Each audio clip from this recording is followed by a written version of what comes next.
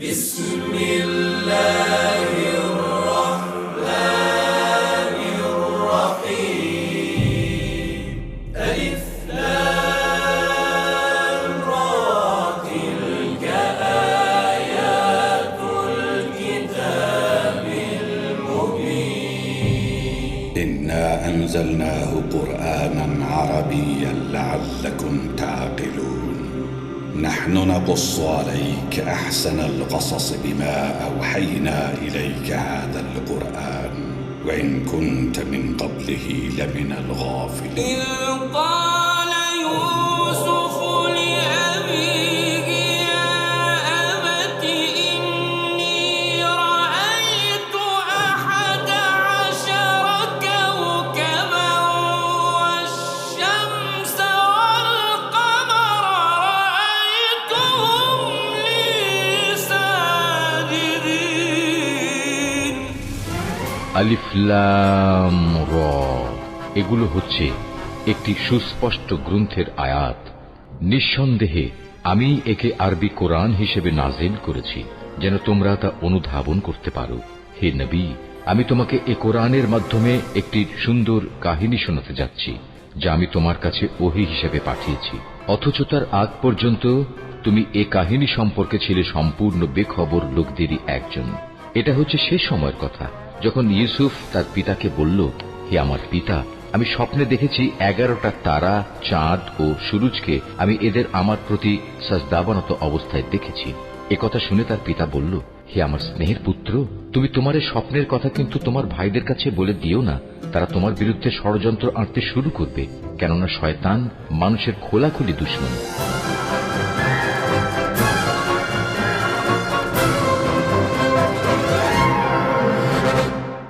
তুমি জানো ইউসুফ কোনো সাধারণ বালক নয়। ইউসুফের প্রতি কোনো শিথিলতা আমি আর সহ্য করতে পারবো না। ঠিক আছে, কিন্তু আমার আর ইউসুফের সম্পর্কটা একেবারে বিচ্ছিন্ন করে দিও না। আর কয়েকটা দিনও আমার কাছে থাকো, আমি এর মধ্যে নিজেকে সামলে নেব। ইউসুফ, এটা তুমি কি করেছো?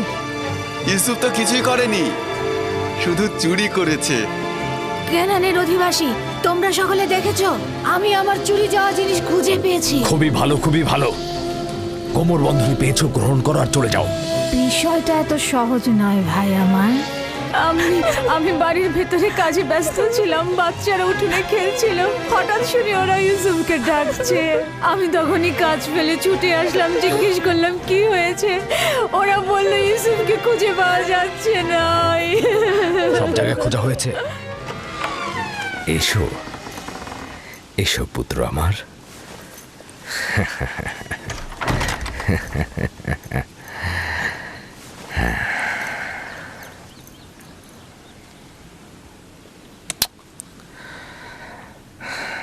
তোমার সম্বন্ধে আমি যা অনুমান করেছিলাম সেটাই সঠিক। প্রিয় পুত্র আমার, তোমাকে আমি সুসংবাদ দিচ্ছি যে ভবিষ্যতে তুমি অনেক উঁচু মাকামে পৌঁছাবে, আর ভবিষ্যতে তুমি তোমার ভাইদের নেতৃত্ব দেবে।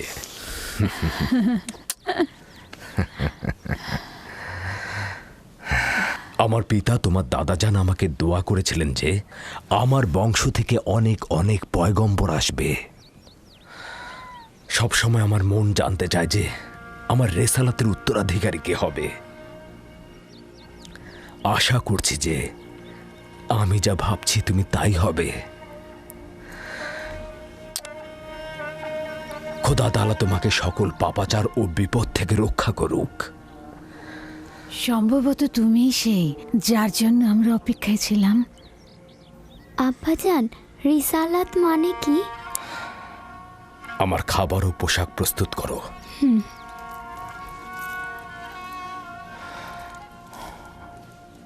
হে আমার পুত্র, রসুলগণ খোদার পক্ষ থেকে ইনসানদের জন্য প্রেরিত।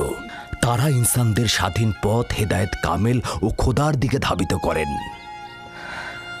তুমি তোমার স্বপ্নের কথা আর কাউকে বলবে না, বিশেষত তোমার ভাইদের। কেন আব্বাজান?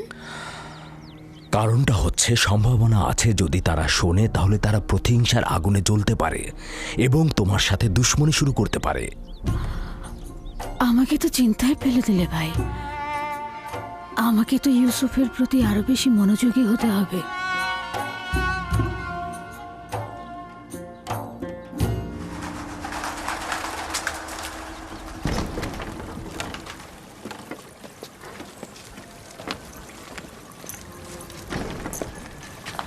যদি অনুমতি দাও ইউসুফকে আমি এখন বাড়ি নিয়ে যেতে চাই। হ্যাঁ, নিয়ে যাও। ইউসুফের দিকে লক্ষ্য রেখো। খোদা তোমাদের হেফাজত করুক। ভালো থাকবেন আব্বাজান। খোদা তোমার সহায় হোক। সতর্ক থেকো আমার পুত্র। রাতে যখন ফিরবে ইউসুফকে আবার নিয়ে আসবো।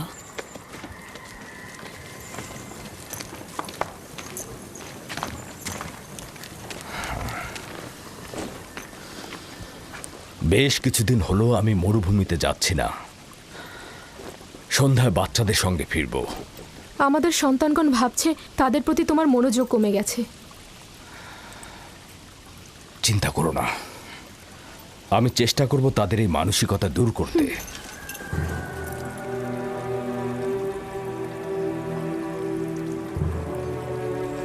ইউসুফ আর বেনিয়ামিনের উপস্থিতি ইয়াকুবকে তার অন্যান্য সন্তানের প্রতি অমনোযোগী করে তুলেছে। খোদা হাফেজ। খোদা হাফেজ।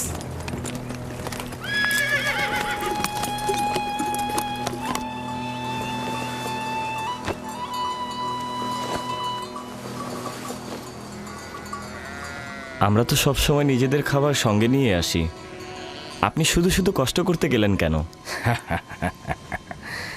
তার মানে কি আমার অধিকার নেই যে আমি আমার পুত্রদের জন্য খাবার নিয়ে আসি?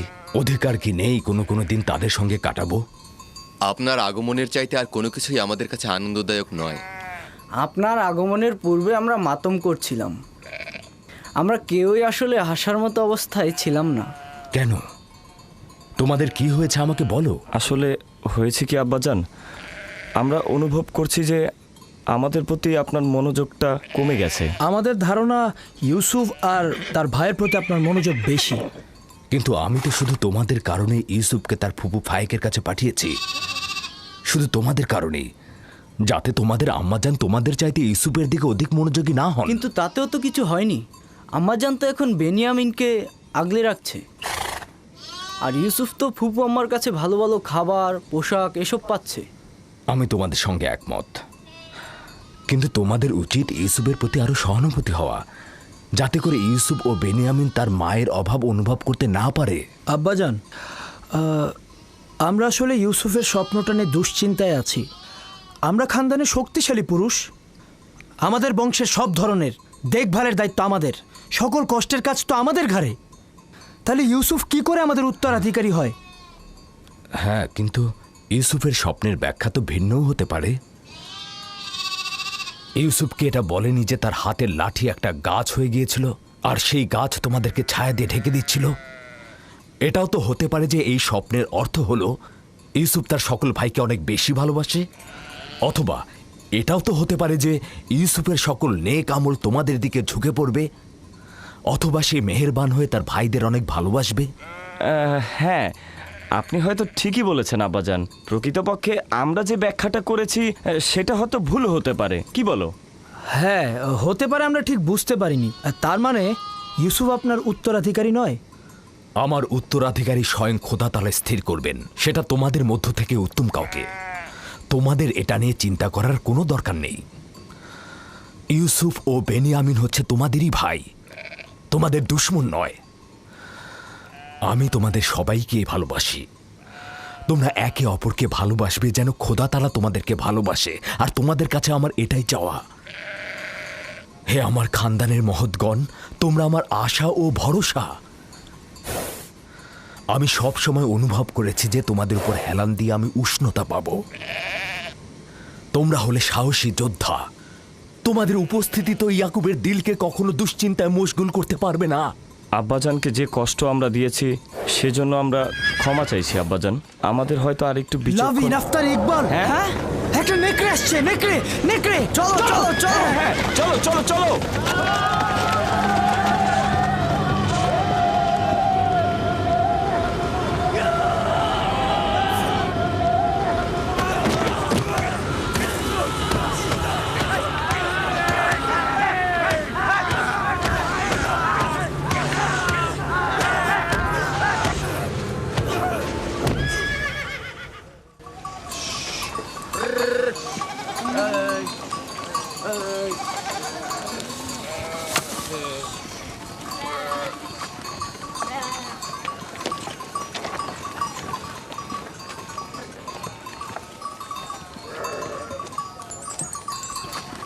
এটাকে কে হত্যা করলো? আমরা সবাই মিলে এটাকে মেরেছি।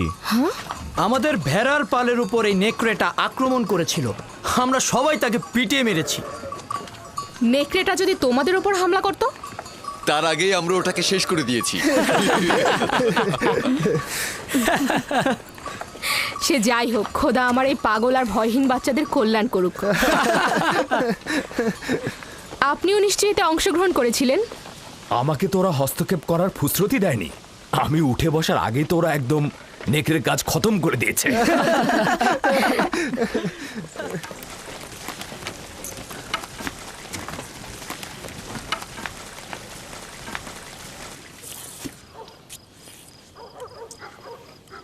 আমরা দুপুরের খাবারের তদারকি করছিলাম, হঠাৎ ভেড়া আতঙ্কিত হয়ে এদিক ওদিক ছুটতে লাগলো। তারপর একটি বড় নেকড়ে হামলা করলো, আর সঙ্গে সঙ্গে আমরাও তার উপর হামলা করলাম। এটা তো অনেক বিপজ্জনক কাজ। এত বিপদের মধ্যে তোমরা কেন গেলে? এটা তো খুবই সহজ হিসাব। নেকড়েটা আমাদের ভেড়ার উপর হামলা করেছে, আমরা ওর উপর হামলা করেছি। যার কাছে যা ছিল তাই দিয়ে হামলা করেছি, লাঠি দিয়ে পাথর দিয়ে থেতলে দিয়েছি। প্রথম তো আমি লাঠি দিয়ে আঘাত করলাম, তারপর লাভি পাথর দিয়ে আঘাত করলো, পালাবার কোনো সুযোগই দিলাম না। আমার দিকেও তেড়ে এসেছিল, কিন্তু আমি যদি ভয় পেতাম তাহলে আমাকেই হামলা করতো। ইস, আমি যদি থাকতে পারতাম। আব্বাজান, আমাকে অনুমতি দিন, আমিও ভাইদের সাথে মরুভূমিতে যেতে চাই। না আমার অন্তর, এখনো তুমি অনেক ছোট, আর একটু বড় হও তারপরে যাবে। খাও। শামুন, লভি, ইয়াহুদা, বাইরে এসো। চলো চলো চলো চলো চলো চলো, আমিও যাই। যাও। এসো এসো। আসছি আসছি। যাও আমার পুত্ররা, যাও, ক্যানানের কুকুরগুলোকে আতঙ্ক মুক্ত করো।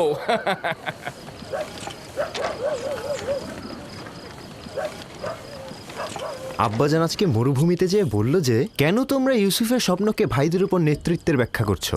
স্বপ্নের ব্যাখ্যা তো এটাও হতে পারে যে ইউসুফের ভালোবাসা তার ভাইদের প্রতি আরো বেশি হতে পারে। হতে পারে, হতে পারে ইউসুফ তোমাদের আরো বেশি ভালোবাসবে। হ্যাঁ আম্মাজান, ইউসুফ তো আমাদের সবাইকে অনেক ভালোবাসে, তাই না ভাই? সবাইকে ভালোবাসার জন্য স্বপ্ন দেখার প্রয়োজন ছিল না। স্বপ্ন ভবিষ্যতের খবর দেয়, ইউসুফের নেতৃত্ব আর শ্রেষ্ঠত্বের খবর। তোমাদের আব্বাজান তোমাদের সাধারণ লাঠি ভাবে। এ কথা বিশ্বাস করো না, তোমার আব্বাজান আসলে তোমাদেরকে নীরব রাখতে চাইছে। বেলহে বলেছে এই স্বপ্নের যদি হাকিকত থাকে তাহলে সেটা হবে তোমাদের উপর ইউসুফের নেতৃত্ব আর কর্তৃত্ব, মনে রাখবে। কিন্তু আমরা তো ইউসুফের সাথে খেলেছি, আমাদের তো এমনটা মনে হয়নি। বোকার দল, তোমাদের পিতা চায় না তোমাদের সাথে ইউসুফের কোনো বিদ্বেষ থাকুক। সে চায় তার মতো করে ইউসুফকে সবাই ভালোবাসুক।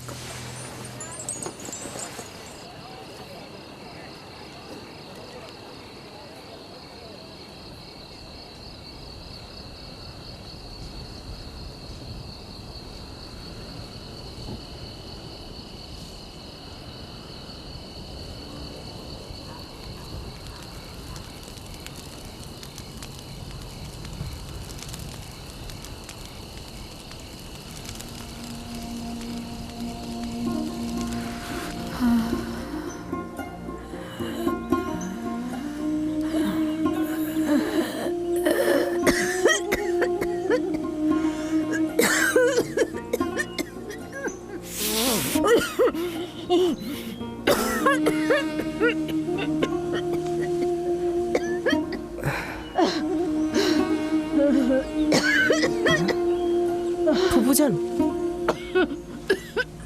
ফুফুজান, ফুফুজান, ফুফুজান, বেসমে, বেসমে। কি হয়েছে ইউসুফ? বানু, কি হয়েছে বানু? তাড়াতাড়ি আব্বাজানকে খবর পাঠাও।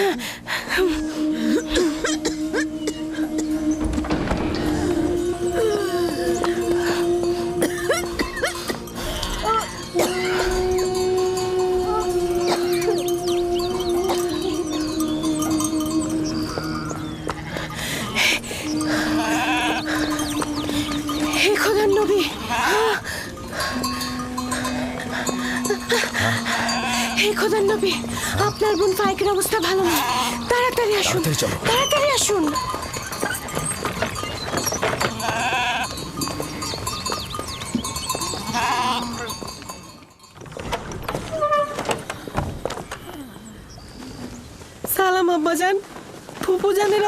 একদমই ভালো না। বোন আমার, কি হয়েছে তোমার?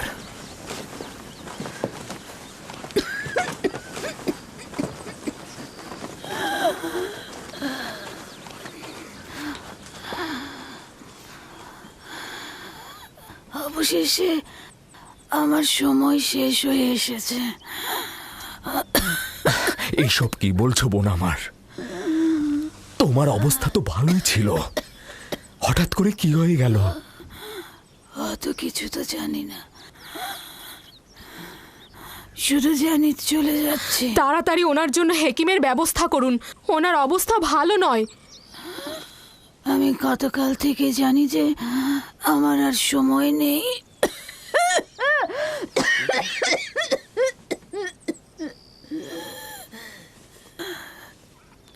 তোমরা সবাই আমার কথা শোনো।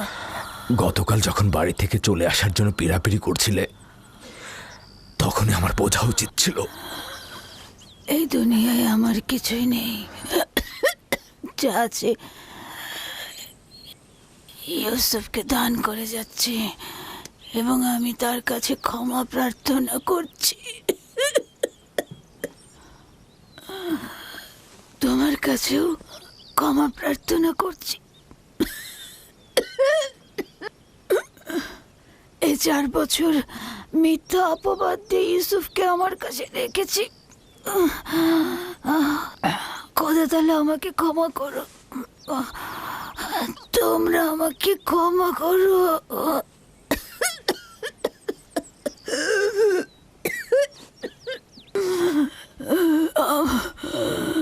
আমার ইউসুফ চোর না।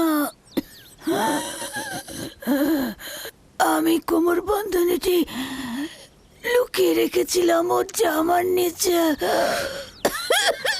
আমি তো সেটা জানতাম, তুমি অযথা চিন্তা করো না। সবাইকে বলে দেবে আমার ইউসুফ চোর ছিল না, কখনো না। এটা ভেবে তুমি কষ্ট পেও না। আমি একটু তোমার সঙ্গে একা কথা বলতে চাই।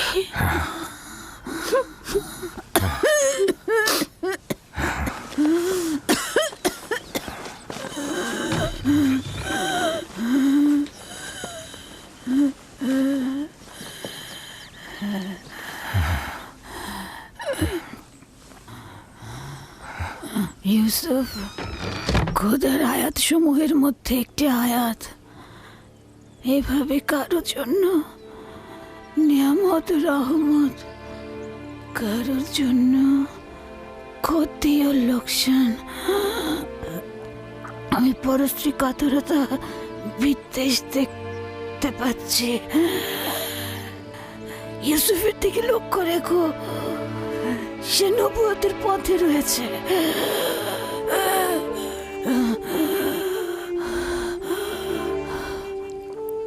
মুহূর্তের জন্য তাকে একা করো না,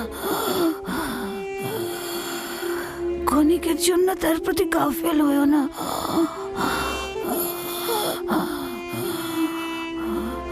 তাকে নিজের সঙ্গে ঘুম পাড়াবে, কোথাও একা পাঠাবে না।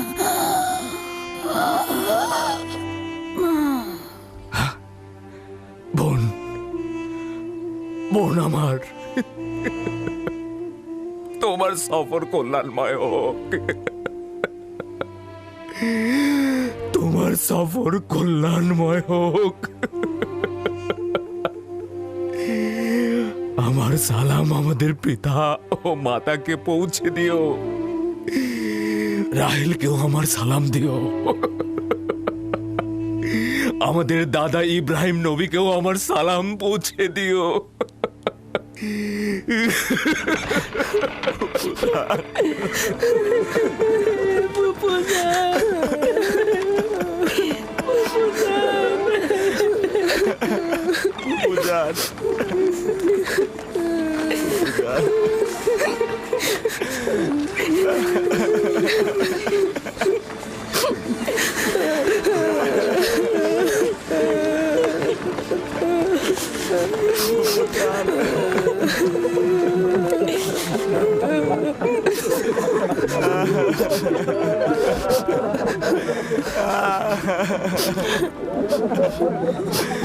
বুঝান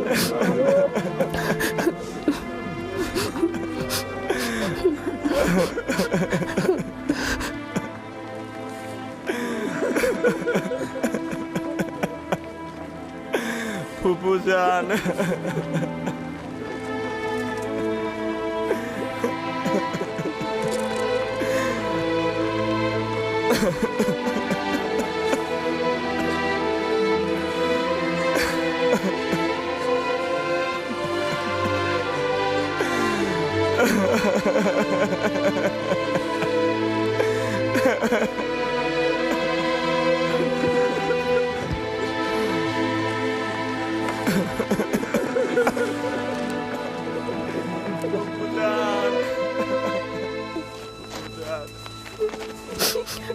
এক খোদা ভিন্ন অন্য কারো কাছে প্রার্থনা করো না এবং শুধুমাত্র তার কাছে আশ্রয় চাও। যা কিছু চাও শুধু তার কাছে চাও। আর সকলেই অক্ষম, আর তিনি শক্তিশালী। সব ধরনের চাহিদা আর তোমাদের ভেতরের অন্তর্নিহিত অর্থ তার কাছে পরাভূত। একমাত্র প্রত্যক্ষদর্শী এবং সকল ক্ষেত্রে যার উপস্থিতি, তিনি হচ্ছেন উনি। যদি সঙ্গী চাও তাহলে তিনিই হচ্ছেন তোমাদের সঙ্গী, তোমাদের অভিভাবক। যদি সংরক্ষক ও প্রহরী চাও তাহলে তিনিই তোমাদের তত্ত্বাবধায়ক।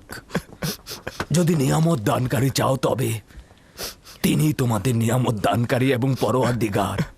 এবং যদি উপদেশ ও নসিহত চাও তবে তিনি তোমাদের উপদেশ দাতা ও উত্তরাধিকারী। যা কিছুই মাখলুকাতের কাছে অন্বেষণ করো তার সবকিছুই একজনের কাছে রক্ষিত।